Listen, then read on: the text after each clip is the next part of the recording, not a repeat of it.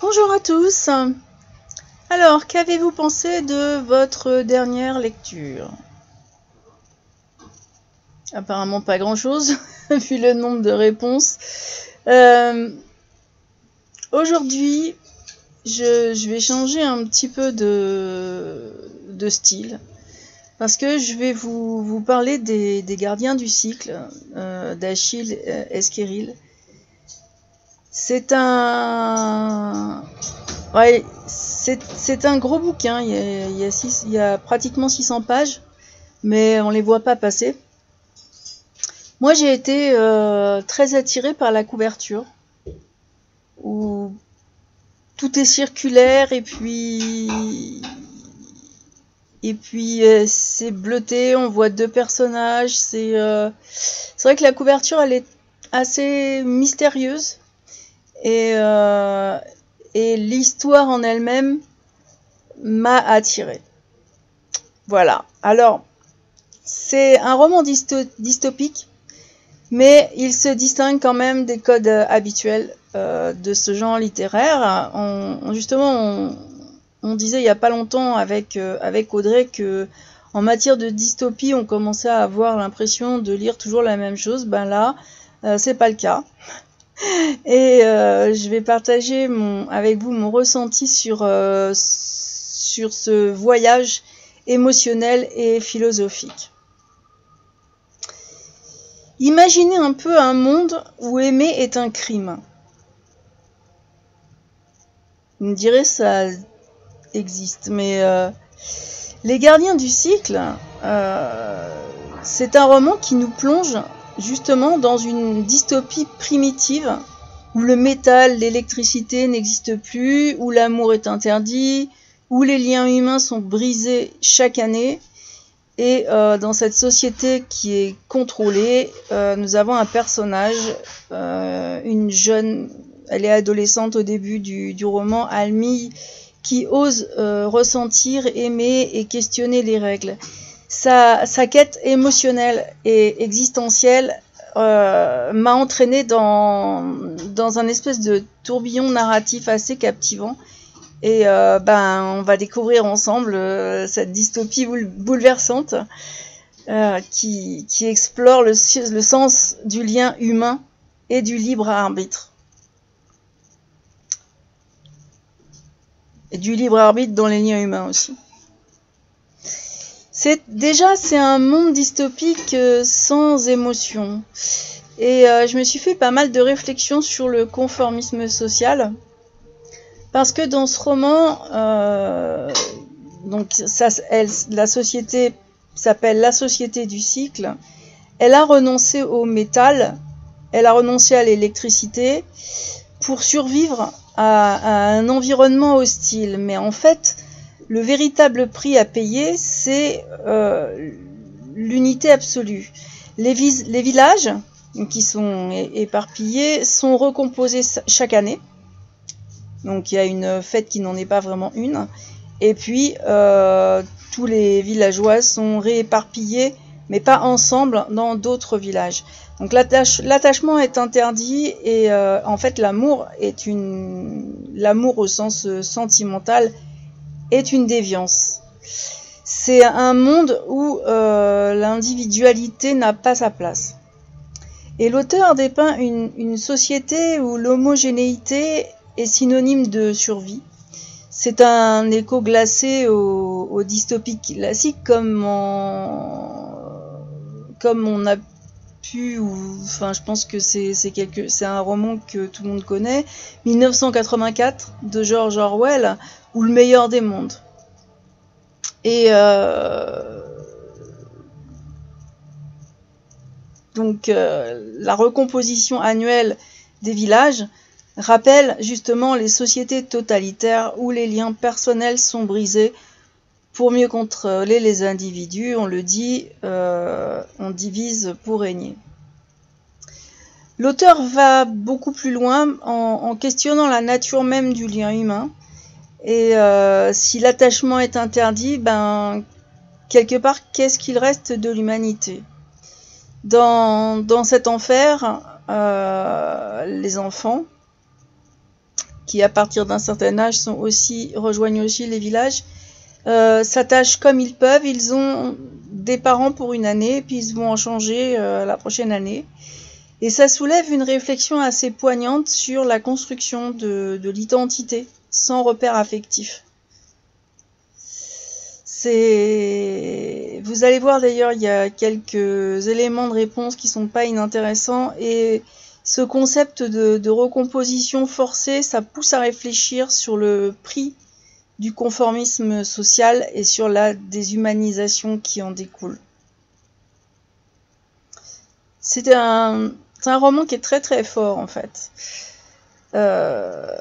Donc Almy, dont j'ai parlé, c'est un personnage auquel je me suis vraiment beaucoup attachée.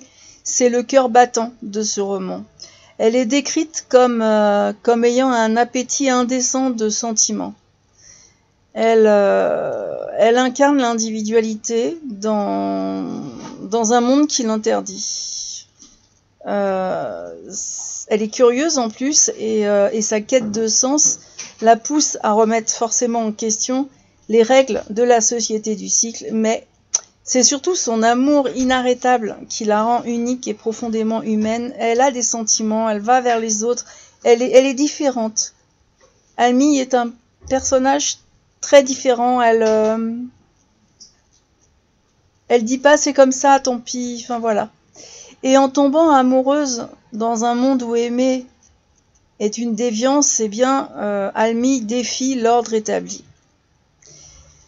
Donc voilà, oui, va débuter une histoire d'amour avec Aumuge, et c'est vraiment, enfin c'est au-delà de l'acte de rébellion parce que c'est une quête existentielle, et Almy a vécu certaines choses qu'elle va transmettre à son partenaire, et par son besoin d'émotion, elle montre que le lien humain est vraiment essentiel à l'identité et à la liberté individuelle. Et c'est la curiosité, qui n'est pas toujours un vilain défaut, l'a conduit à explorer l'origine des enfants, parce que en fait, il pense que les enfants viennent des éclairs. C'est un sujet tabou dans cette société, on ne sait pas comment on fait les enfants. Alors vous verrez, c'est très bien défini. Il y a une idée assez exceptionnelle là-dessus, et c'est vrai que si on demande l'origine des enfants, en fait, personne s'est vraiment posé la question. Et ce questionnement, pour Almy, révèle un désir de vérité, une volonté de comprendre le sens de l'existence, et elle devient évidemment une héroïne moderne, une rebelle en quête de sens, face à une tyrannie émotionnelle, parce que on répond pas à ces questions, et donc forcément il y a un moment où ça va clasher. Donc ce portrait d'Almy que je trace, il résonne vraiment profondément en moi, et parce que j'étais en quête d'authenticité, de sens, dans un monde souvent standardisé. Et le courage de ce personnage, sa détermination, font d'elle une figure vraiment inspirante qui rappelle les héroïnes dystopiques comme Offred dans la Servante écarlate de Margaret Atwood. J'ai repensé à d'autres lectures. Je vais pas toutes les... Mais disons que peut-être qu'il y a de l'inspiration, peut-être pas, mais moi en tout cas j'y ai retrouvé quelques similitudes dans les personnages ou dans leur façon d'être. En tout cas, l'auteur nous pose devant un espèce de labyrinthe intellectuel, et Les Gardiens du cycle, c'est un roman qui ne se contente pas du tout de raconter une histoire dystopique, justement. C'est ce que je disais au début. Il pousse le lecteur à réfléchir sur le temps, le libre arbitre et le déterminisme. La deuxième partie du roman, je l'ai trouvée... j'ai trouvé qu'elle déconstruit l'intrigue pour la reconstruire dans un labyrinthe à la Escher, mais les événements se mélangent, se démêlent, et j'ai été vraiment perdue dans cette complexité narrative. Donc en fait, si je devais vraiment faire comme ça, parce que c'est pas le cas, le roman est pas séparé en deux parties, mais moi je l'ai vu comme ça, et il y a les aventures d'Almie et de son mari, on peut dire, mais après il y a sans spoiler, il y a un retour sur l'histoire où on apprend énormément de choses, mais il y a vraiment des endroits où je me suis perdue. Et ce choix stylistique, à mon avis, n'est pas anodin, parce que il reflète assez bien le thème central du cycle éternel et de l'éternel retour. Donc en fait, le temps devient un cercle vicieux, on ne peut pas s'en échapper, à l'image de la société du cycle qui se reconstruit indéfiniment. Et cette structure narrative qui est immersive m'a fait vivre l'expérience même du cycle, c'est-à-dire la confusion, la répétition et la perte de repères. Donc en fin de compte, la lecture se passe comme ça pour nous immerger encore plus dans ce que cette société peut connaître. Et n'empêche que cette complexité narrative, elle est déconcertante. En tout cas, pour moi, elle a été déconcertante. Le fil de l'histoire s'est un peu perdu. J'ai été obligée d'accepter de me laisser emporter par un flot d'événements sans toujours comprendre le sens immédiat. Et pourtant, je suis bien obligée de l'admettre, mais cette déconstruction narrative, elle est... c'est une réflexion puissante sur la nature du temps et du destin. Parce qu'en fait, le temps reste un éternel recommencement. Quand on étudie l'histoire, on est obligé d'admettre ce genre de choses. Donc l'auteur, pour moi, c'est mon point de vue, mais il invite aussi à s'interroger sur le libre arbitre dans un monde où tout semble prédéfini. Et Almie, on se demande si elle parviendra à briser ce cycle. Une bonne question, hein ? Eh bien, je vous invite à réfléchir sur votre propre existence. Sommes-nous libres ou prisonniers d'un cycle éternel ? Vous avez 4 heures.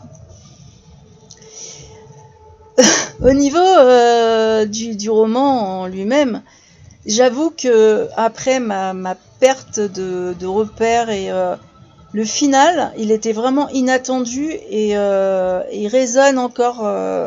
C'est vraiment une invitation à la réflexion. Parce que jusqu'au dernier moment, j'ai eu mes croyances qui étaient fausses et la conclusion apporte en fait une réflexion vraiment profonde sur le temps, sur l'amour, sur le lien humain. Et l'auteur réussit à surprendre jusqu'aux dernières pages et je dirais même jusqu'au dernier point en laissant une porte ouverte à une suite possible. C'est vrai que pour moi l'affaire était close et sur la dernière page, en réalité, on pourrait envisager une suite. Quelle suite ? Je ne le dirai pas. Mais n'empêche que je suis restée hantée par cette conclusion qui est très ouverte et qui pousse à interroger sur le destin d'Almie, sur la nature cyclique, surtout, de l'existence humaine. Almie, c'est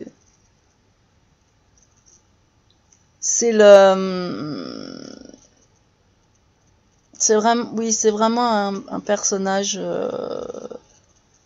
qui, même absent, reste très présent. Voilà.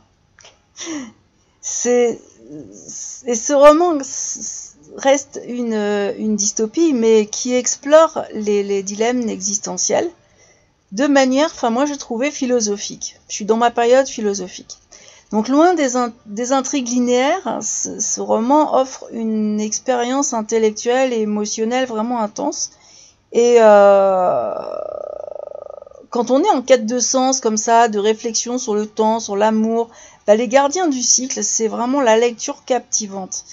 Et moi je pense qu'il s'adresse à tous ceux qui cherchent plus qu'une simple dystopie. Donc Audrey, si tu m'écoutes, voilà, j'ai trouvé une dystopie qui sortait du lot.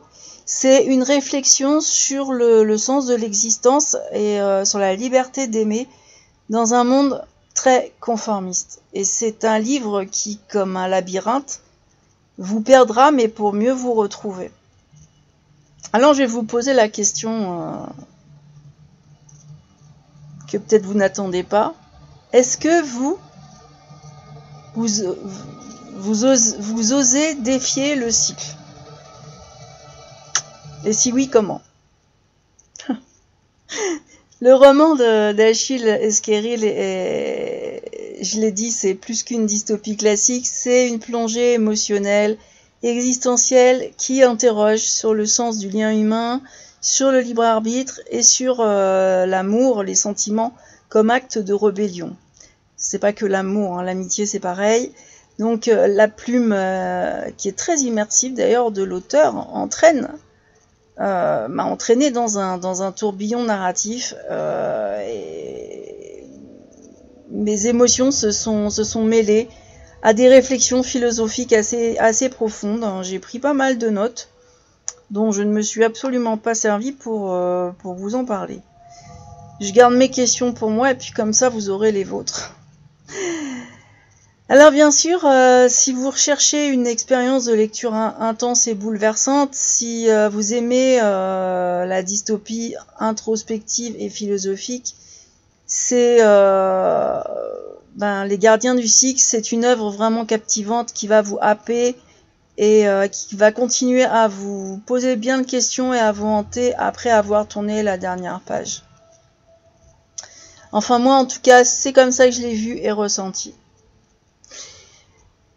Je vais pas non plus vous raconter toute l'histoire et tout le fond de ma pensée, parce que sinon on va y passer le week-end.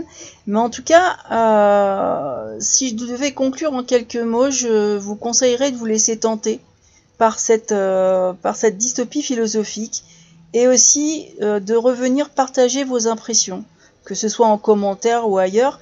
Mais vous, comment interprétez-vous le cycle ? Pensez-vous qu'il soit possible d'échapper à un destin prédestiné? Moi, votre avis m'intéresse toujours. C'est toujours intéressant de parler d'une lecture et de ce qu'on en a ressorti. Non, puis là, c'est vrai qu'il y a beaucoup de questionnements au niveau des personnages, au niveau de tout ce qui peut se passer, au niveau même presque de la résilience. C'est plusieurs mondes en un seul, et vous allez voir qu'on peut aller au niveau du machiavélisme, on peut aller très très très loin. Mais j'en dirai pas plus. Je vais vous souhaiter une très bonne semaine, de très bonnes lectures, et moi, je vous dis à la prochaine.